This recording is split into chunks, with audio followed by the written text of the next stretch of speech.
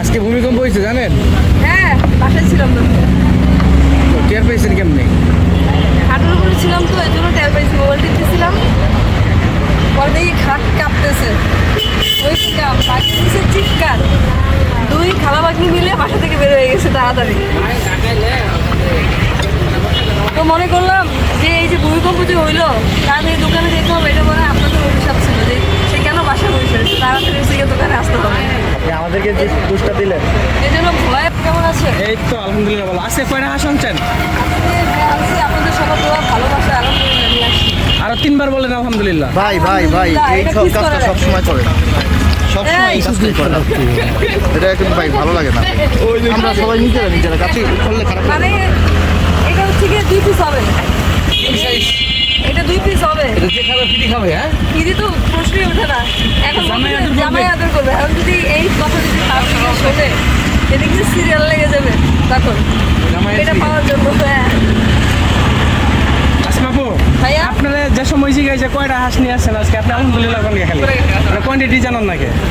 ভাইয়া আসলে policy maintain করে কিছু মনে করবেন না। আপনার কথা শুনে কি আরেকজনের দোকান দিব?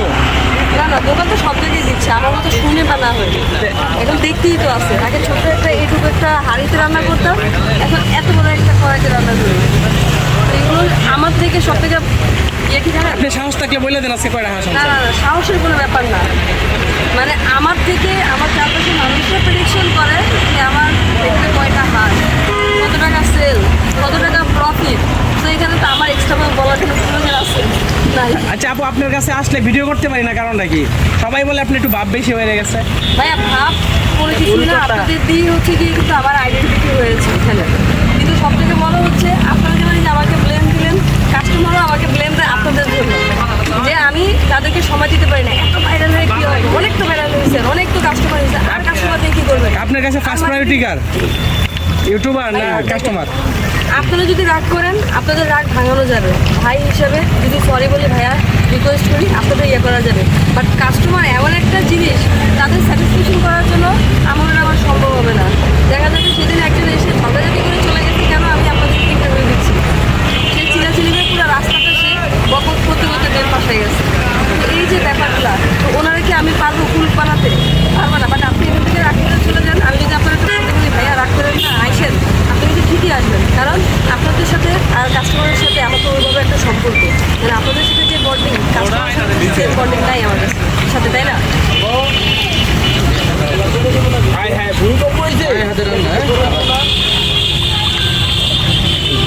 তারপরে আমি বলছি কিছু চিপ আইটেম কিনবো, চিপ আইটেম আরও কিছু চিপ আইটেম আসবে। তো আপাতত হচ্ছে যে ডিম চাটনি তোলা হচ্ছে আজকের জন্য। আল্লাহ জানে যে পুরান বিল্ডিং এটা আস্তে আস্তে আমি আসবো, ওইটা বলবো ভাইয়া। যেমন এই যে আজকে এটা বলছে না, আমি এটা আজকে তুলতে চাইনি, বাট হচ্ছে তুললাম। আর এটার সাথে আরও কিছু খাবার থাকবে। একদিন আপনাদের সবাইকে ইনভাইট দেওয়া হবে, একসাথে উদ্বোধন করা হবে। ফ্রি খাওয়াবেন আমাদের? আচ্ছা, সেদিন আমি free খাবো। কি খাওয়াবেন ফ্রি? যে খাবারটা থাকবে সেই খাবারটাই free। মাংস খাওয়ানো আমাদের না